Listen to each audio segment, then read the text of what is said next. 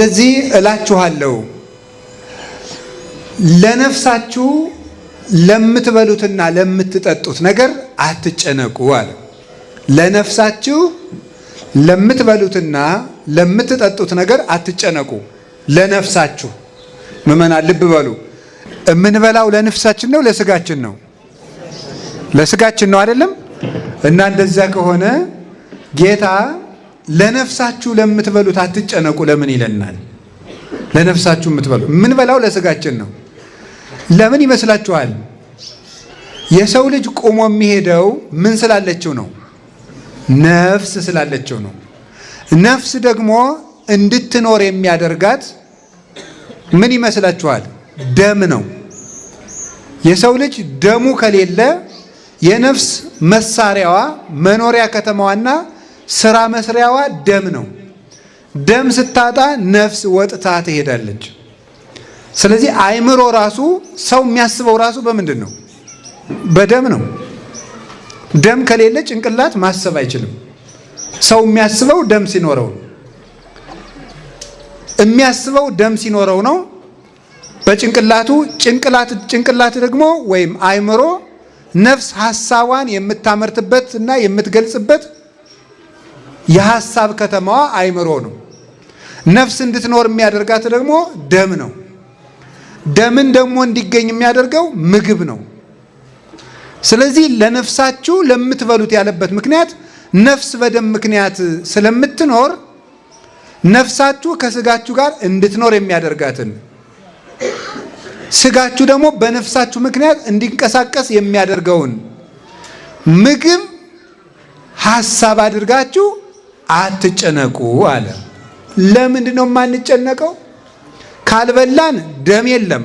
ደም ከሌለ ነፍስ የለም። ነፍስ ከሌለ መቆም የለም፣ መኖር የለም። እንዴት አንጨነቅም ብለን ስንጠይቀው እንዲህ ብሎ ይመልሳል። አኮኑ ነፍስ ተዓጽብ እምሲሲት ይላል። ከምግብማ ነፍስ አትበልጥም ይላል።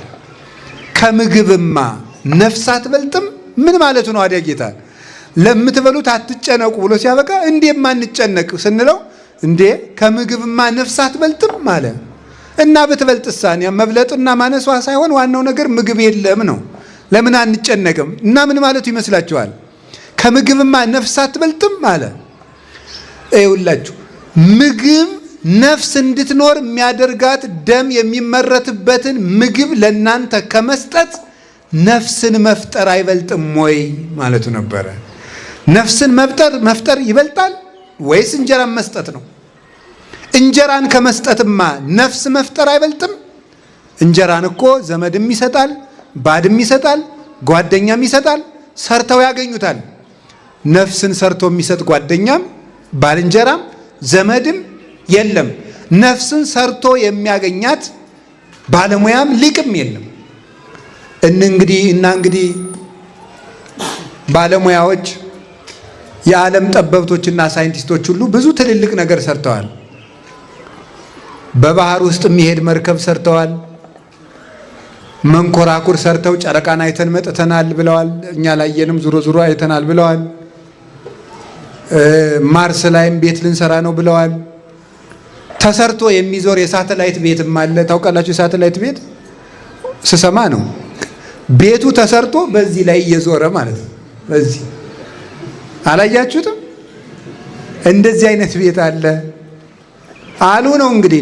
እኔ በወሬ ነው የተማረ ሰው ሲያወራ ነው የሰማሁት። የሳተላይት ቤት ሁሉ ተሰርቶ ሰዎች ሰርተው በዚህ እያዩን ቤት ነው። ግን ባህር ውስጥ እኔ ቤት አይቻለሁ። ያው ባህር ውስጥ አይቻውቃለሁ። ድንገት እግር ጥሎኝ አንድ ቦታ አርሜን ብቅ ብዬ አንድ ውጭ ሀገር ባህር ውስጥ ቤት አይቻለሁ። የጀልባ ቤት አይቻለሁ። ቤቱን ጀልባውን ቤት አድርገው እዛው ይዋለዳሉ። ትዳር እዛው ኑሮ የሚመሩበት ጀልባ አለ። እንደዚህ አይነት አይቻለሁ። የሚዞር ቤት ደግሞ አለ። ይሄ ሁሉ ተሰርቷል። ከወንድ ደም ዘር ከእናት ደም ወስደው ደግሞ ልጅ በጠርሙስም እያስወለዱ ነው። እንደ እንቁላል በኢንኩቤተር ተፈልፍሎ ዶሮ እንደሚሆን ሰውም ደግሞ እንደዛ እያደረጉ ነው። የሆነ ሆኖ ግን እስካሁን ነፍስ የሰራ ሰው ሰምተን አናውቅም። እንዲያው ምድርና ሰማይ ይቀልጣል እንጂ የሚሰራ ሰውም አይመጣም። በዚህ እርግጠኛ ነኝ። የፈለገ የተራቀቀ ሳይንቲስት ዓለም እስከሚጠፋ ቢመጣ ሰው አይሰራም። በዚህ እርግጠኛ ነኝ። እኔ የማይችል እርግጠኛ ነኝ። ሁለተኛ ልደትን በራሱ መስጠት እንደማይችል እርግጠኛ ነኝ። ይሄው ልክ አባቱና ከእናቱ እኮ የሆነ ነገር ፈጥረው ወስደው ልጅ እያደረጉና የሆነ ነገር ወስደውማ እንዴ ያው የእግዚአብሔርን ነገር ነው ያገናኙት። ያንማ ሲያረው ያማ እግዚአብሔር እኮ ነው እንጂ ሰራ። ታዲያ እነሱ ሰሩ ልንል ነው? እሱ አይደለም። ባልና ሚስትም እኮ አንድ ላይ ሲኖሩ ልጁ የእግዚአብሔር ነው። ባልና ሚስት ልጅ አይሰሩ። ልክ ባልና ሚስቱ አንድ የሚሆኑበትን ምስጢር ነው እነሱ ወስደው ይሄን ያደርጉ። በራሱ ግን ነፍስን የሚፈጥር ነፍስን የሚሰራ የለም። እና እናንተ እንደው ምን እበላለሁ ምን እጠጣለሁ ብላችሁ የምትጨነቁ ነፍስ ሰጥቻችሁ ሲያበቃ እንዴ ማንም የማይሰጣችሁን ነፍስ ሰጥቻችሁ ማንም የሚሰጠውን እንጀራ አይሰጠንም ትላላችሁ ብሎ ጌታ። ስለዚህ ስለ ምግብ አትጨነቁ። እንዳትጨነቁ ደግሞ ንጽሩ አዕዋፈ ሰማይ፣ የሰማይ ወፎችን ተመልከቱ። እዚህ ወፍ የለም እናንተ ገዳም ቢሆን አሁን ብዙ ወፍ ነበር። እዚህ ምንም ወፍ የለም። ይገርማል። እንዴት ወፍም አላስቀምጣላችሁ እንዴ እናንተ? ሌላ ምን አላስቀምጣ ወፍም ያልክ ምን አላስቀምጥ ብለናል እንዳትሉኝ። አይ እኔ ምንም አታነካኩኝ ያልኩት ነገር የለም። ብቻ ብዙ ነገር አላስቀምጥ ብለናል። እና ብቻ ግን ወፍም መቀመጫ መጣች አንዲት። አሁን እዚህ እንደው ጥሩ ነው አለን ብላ እኮ ነው እንደው ስማችን አታጥፉ ብላ እዚሁ ፊት ለፊት መጣች። ይገርማል እኮ አንዲት ወፍ ናት። በጣም እንዴት ያለች መሰለቻችሁ። ስለዚህ የሰማይ ወፎችን ተመልከቱ ነው።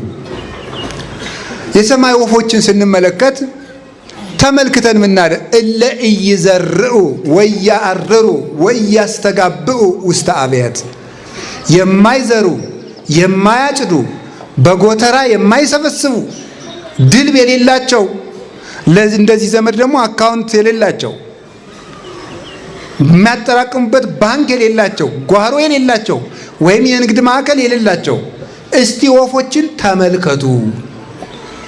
እስመ አቡክሙ ሰማያዊ ይሴስዮሙ፣ የሰማይ አባታችሁ እሱ ይመግባቸዋል።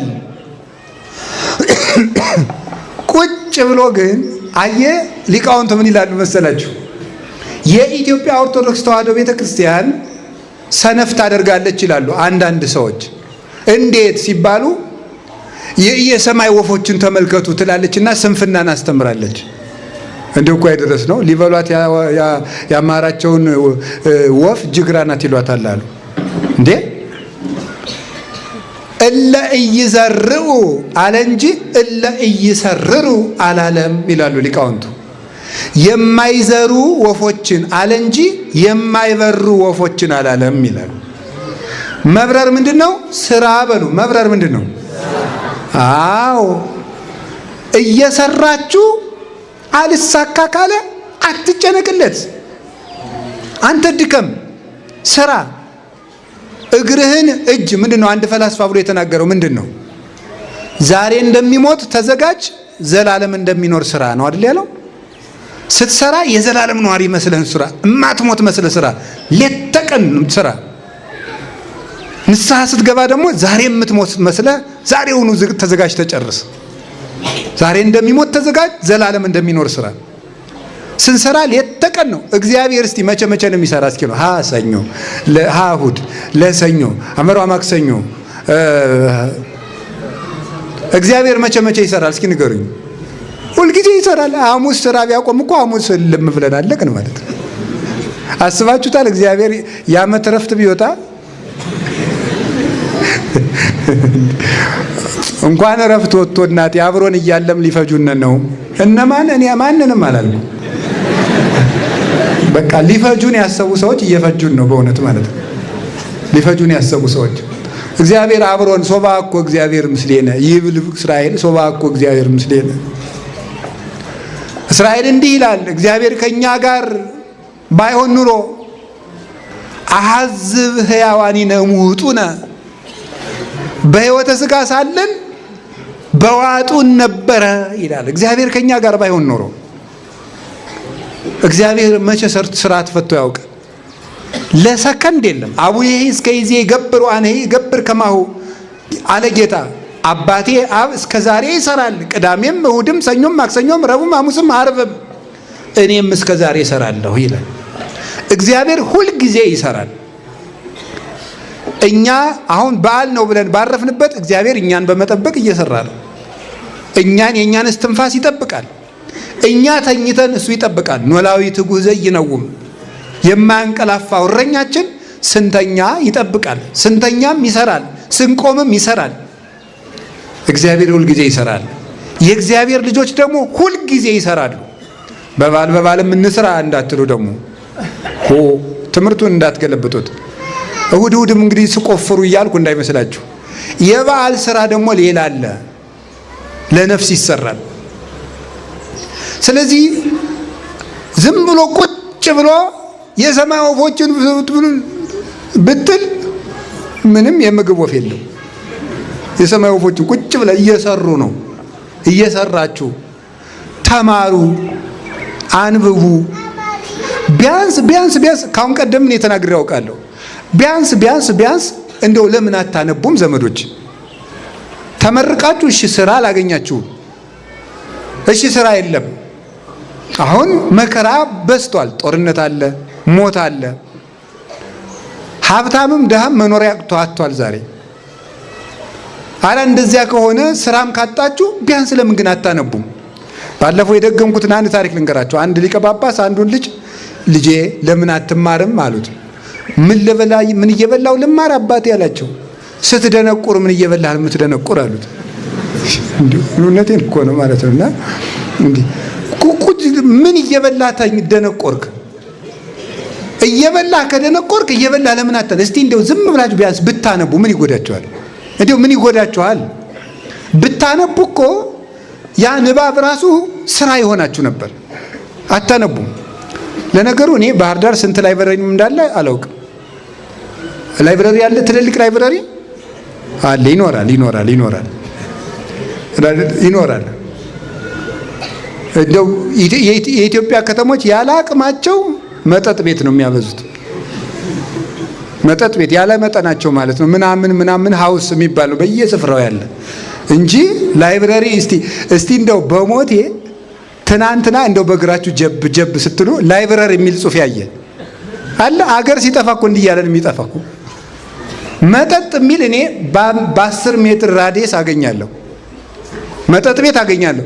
ላይብረሪ ግን ኧረ እኔ ከዚህ እስከ ድባንቄ ወይም ደግሞ እስከ ኤርፖርት ድረስም ሳላይ መሄድ ይችላለሁ። አይ እንደው አይኔን ጨፍኛ አይደል እንዲህ እያልኩ እየሄድኩም ላይብረሪ ሳላይ መዝለቅ እችላለሁ። ወይ የአገር ጥፋት ይገርማቸዋል እኮ ሆድ እየበዛ ትምህርት እየቀነሰ ከመጣ አገር የሚጠፋ ከዚህ ላይ ነው። እናቱን የሚገድል ለወንድሙ የማይራራ ጨካኝ በሰው ደም እጁን የሚታጠብ የሚመጣ ከድንቁርና ነው። ሕዝቤ እውቀት ከማጣቱ የተነሳ ጠፍቷል እንዳለ ጌታ ትንቢተ ሆሴዕ ምዕራፍ 4 ቁጥር 6 ላይ ሕዝቤ እውቀት ከማጣቱ የተነሳ ጠፍቷል። የእውቀት ጥፋት ቅዱስ ዮሐንስ አፈወርቅ ምን ይላል? የብጥብጥ ሁሉ መነሻ ነው ይላል። የመገዳደል፣ የሞት፣ የጨካኝነት፣ የአረመኔነት መነሻው ድንቁርና ነው። የሚያውቅ ሰው እንዴት የሰውን ክብር የሚያውቅ ሰው ገድሎ አይደሰትም። እና የእግዚአብሔር ቤተሰቦች ስራ ስሩ። የማይሰራ ሰው ክርስቲያን አይደለም። ስሩ፣ ጥራችሁ ግራችሁ። እኔ እንዲሁ በጣም ነው የሚገርመኝ። ሰምታችኋል? የሆነ የግብፅ ገዳማትን ለመሳለም የዛሬ ዓመት አካባቢ ግብፅ ሄጄ ነበር እና አንድ ሱቅ ደንገሉን እንደ መጽሐፍ አድርገው ሰርተውታል። ከደንገሉ ላይ የእመቤታችንን የጉዞ ስዕል ፕሪንት አድርገውበት $100 ሸጡልን። ምኑ ነው? እኔም ለምኜ ነው የገዛው። ዶላር አለው እንዲህ ሰውዬ እንዳትሉ የለኝም። የኢትዮጵያ ሕዝብ እኮ ይችችን ነው የሚለቅም። የለኝም ማምላክን የለኝም። ትቀልዳላችሁ እንዴ? የለኝም። እና ምዕመናን ነው የገዙልኝ። ይኸው ደንገል ነው። ስንት ነው የተሸጠው? ምንድን ነው እሱ? ደንገሉን ማለት ነው። ደንገሉን የሆነ ነገር አድርገው በሆነ ነገር እኮ ነው፣ የሽንኩርት መክተፊያ የሚመስል ነገር ነው። እዚያ ውስጥ አስገባችሁና የሆነ ልሙጥ አርጋ ወረቀት አርጋ ወጣችሁ። እዚያ ላይ ደግሞ የእመቤታችን ጆርኒ ኦፍ ቨርጅን ሜሪ የሚል የድንግል ማርያም ጉዞ የሚል የስደቷን ጉዞ ፕሪንት አደረገችልን። እንግዲህ እኮ ልጅቱ እስልምና እምነት ተከታይ ናት። እንጀራ ነው ግን ሸጠችልን። ስለዚህ ይኸውላችሁ ደንገሉን እኮ እንዲህ አድርገን ገዝተመጣ። እኛ ሀገር አሁን ያ መሳሪያ እንዴ ግብጽ እኮ ቴክኖሎጂ ሞልቷት። ምንድነው ቴክኖሎጂ ያላት? እንደው መሳሪያውን ቆይ እስኪ አስጠይቃ ነገራችኋለሁ። በዛው እንድትጀምራችሁት ምዕመናን እዛ ካሉ ደውዬ ጠይቃለሁ። ቢሆን የሆነ ነገር እኮ ነው የምላችሁ፣ የልብስ መተኮሻ የሚመስል ነገር የሆነ ነገር ነው፣ ዝም ብሎ የሆነ ነገር ነው። አይመጣልንም። ግን እኛ ምንድን ነው የምናደርገው? እሷ ደንገል ሰንጥቃ $100 ሰራች። እኛ ነገር መሰንጠቅ ነው የምናውቀው። ወግ መሰንጠቅ ቁጭ ብሎ እንዴት አይነት ሊቅ ናችሁ ደግሞ እናቶቼ! እንዲሁ ሊቅ በቃ በጣም የአራቱ ጉባኤ መምህር ናችሁ፣ የመጽሐፍ መምህር ናችሁ፣ የቅኔ መምህር ናችሁ፣ ጳጳስ ናችሁ፣ ጎበዞች ማለት ሁሉንም ትሰነጥቃላችሁ። እንደዚያ ነው የምታደርጉት ማለት ነው። ስለዚህ ጌታ ያለን ከመጨነቅ ይልቅ መስራት። እስኪ በሉ ንገሩኝ። ማመንና ምን ማለት ንገሩኝ። ማመንና መስራት በሉ እስኪ። ማመንና ምን ማለት መስራት። የማይሰራ ሰው ግን እግዚአብሔርም ሊሰጠው አይችልም። ይሄን አባቶች ይላሉና ሊሰራ የማይወድ ሰው አይብላ ዘይፈቅድ ይትቀነይ ኢይሴሰ ይላል ቅዱስ ጳውሎስ። ሊሰራ የማይወድ ሰው አይብላ ይላል።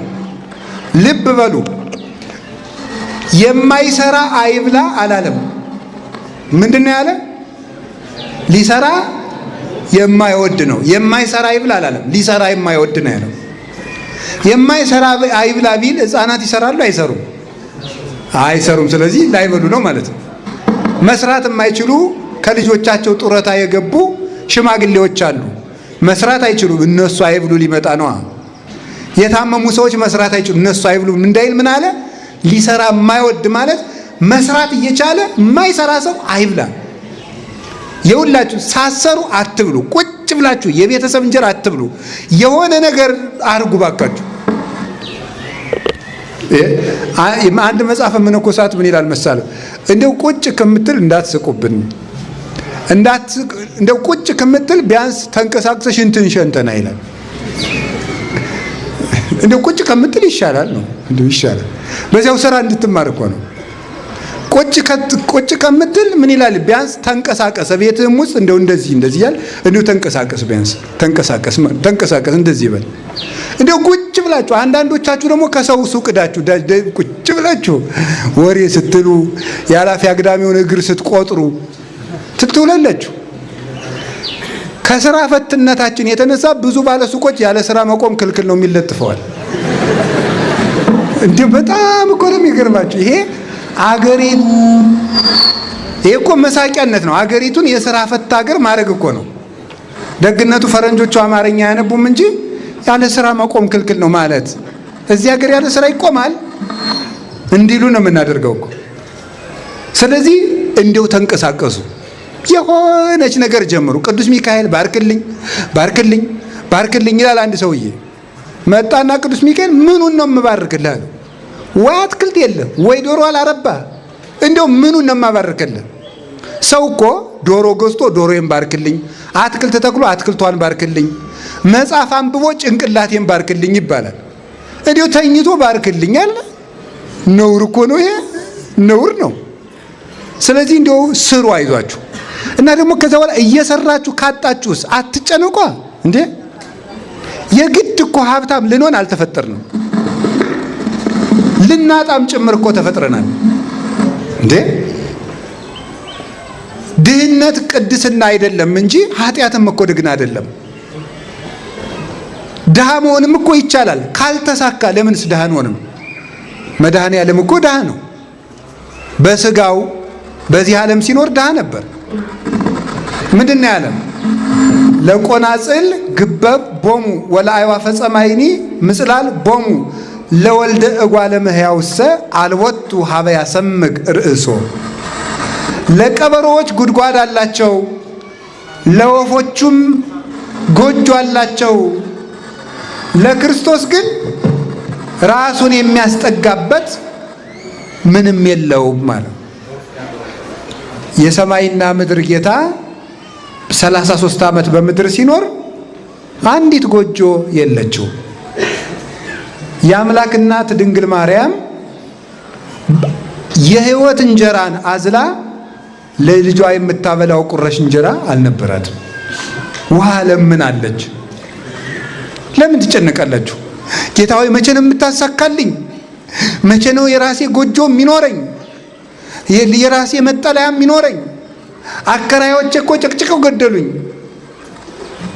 አንዱ የሚበላው አጥቶ አስፋልት ላይ ያድራል፣ ረሃብ መሮታል። አንተ ደግሞ ለቤት ኪራይ የምከፍለው እያለ የአከራይዋ ጠባይ ነው የመረረ። ወይ ጥጋብ! ይህ እንዲሁ እናቱ የሞተችበትና ገበያ ሄደችበት እኩል ያለቅሳል። እውነት ነው። አከራይ የሚጨቀጭቅ ይመስለኛል። አልፎ አልፎ አከራይ ይጨቀጭቃሉ። ደሞዝ እያጣሩ ይጨምራሉ፣ ሲወደድ ይጨምራሉ። እነሱ ያለ ቤት የተፈጠሩ አይመስሉም። እንደው ከእናታቸው ማህፀን ሲወጡ እንደው አንድ ቪላ እያያዙ የተወለዱ ነው የሚመስሉት፣ ሲጨክኑ ማለት ውጡ ሲሉ። እናንተም ተው፣ በሕግ አምላክ ታረሙ፣ በመምህር አምላክ ቤት የእግዚአብሔር ነው። ሰው ድሃ አታሰቃዩ። እውነቴን ነው። ተዛዝነን ዘመኑን እንለፈው። በወንድሙ የሚጨክን ለሱም ጨካኝ ሰው ይጥልበታል። ርኅሩህ ሁኑ፣ ድሃ አትግፉ። ክርስቶስን ፍለጋ እዚህ እንደተሰበሰባቸው አውቃለሁ። ክርስቶስ ማለት መቅደስ ውስጥ ቁጭ ብሎ የሚጠብቅ እንደ ንጉሥ ቁጭ ብሎ የሚጠብቅ አይደለም። አስፋልት ላይ ያለው ድሃ ክርስቶስ ነው። ጦም የሚያድረው ወንድማችን ክርስቶስ ነው። እኛ ሁለት አይነት ምግብ በልተን ስላልሰጠኝ አመሰግናለሁ። አዎ እንደዚህ ነው። ከዚህ በኋላ ግን ትሰራላችሁ፣ ትማራላችሁ፣ ትጥራላችሁ፣ ትደክማላችሁ። ብትከስሩ ባይሳካላችሁ ሰርታችሁ ገንዘቡ ልም ቢል ከዚህ በኋላ አትጨነቁም ማለት ነው። ተስማምተናል? አዎ እግዚአብሔር ብቻ አለልን። እንስራ እንጂ አንድ ሰውዬ ነበረ፣ ስሩ ነው እንጂ እግዚአብሔር ተጨነቁ አላለም። ድርቅ ሆኖ ገበሬ ነው። ሰውየውንም አውቀዋለሁ። ይገርማቸዋል። ድርቅ ሆኖ ሐምሌ ድረስ ድርቅ ሆኖ ሰውየው ግን ይዘራል። ከዚያ በኋላ ራተው አንተ ሰውዬ ባይሆን ዘሩን ልጆቹ ቆርጥመውት ይሙቱ እንደው እባክህ እያወጣህ አትበትን ሲሉት አይ እግዚአብሔር ዝራ ነው እንጂ ዝናብ አዝንም አላለኝም ማለት። አያችሁ ሊቅነቱ። እግዚአብሔር ዝራ ነው ያለ። የኔን ድርሻ ሰርቼ ዝናብ ከቀረ እኔ ምን ጨነቀኝ? ልጆችን ማበላቸውን ነገር ማን ያውቃል ነው? እግዚአብሔር ያውቃል። እኔ ድርሻዬን እወጣል። ዘራ ሰው ሁሉ ሲንገበገብ አልዘራም ብሎ እኔማ እንደው ያለችኝ እንበላል ብሎ ብልጥ ሲሆን እሸቱን ማን አፈሰ? አቶ ገሌ፣ ስሙን አልነግራችሁ።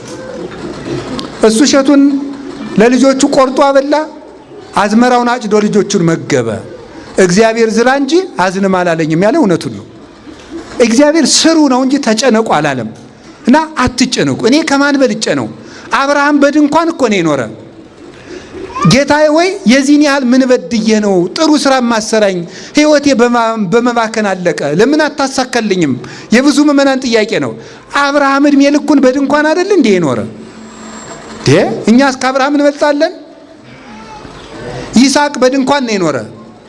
ያዕቆብ እግዚአብሔር ሌሊት ተገልጾ ትግል የፍቅር ትግል ሲታገለው ያደረው ያዕቆብ እግዚአብሔር እኮ ነው ትግል ገጥሞት የፍቅር ትግል እግዚአብሔርን እንደዚህ አቅፎ ያደረው ያዕቆብ የኖረው በድንኳን ነው፣ በስደት ነው። ከነ ድንኳኑ ቤት እንኳን ደግሞ አገሩ ላይ መቀበር አቅቶት ግብጽ ተሰዶ ነው ያረፈው።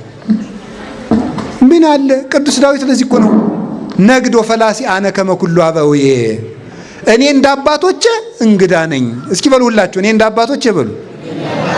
ምንድን ነኝ? እኔ እንደ አባቶቼ እንግዳ ነኝ። እንግዳ እንደው ከሰው ቤት ውስጥ ተመችቶት የሰውን ሁሉ ጓዝ ልዘዝበት አይደለም። እንደው የሰጡትን አግኝቶ እንደ ነገሩ ነው የሚያደርገው። እኛ ይሄ ምድር የእንግድነት ቤታችን አገኘ እንኖራለን። እንግዳ ቢያገኙ ይሰጡታል፣ ቢያጡ መርቁ እግዚአብሔር ይስጥልኝ ብሎ ያቀርባል። ይሄ ዓለም የእንግድነት ቤታችን ብናገኝ መልካም፣ ካጣንም እግዚአብሔር ይመስገን።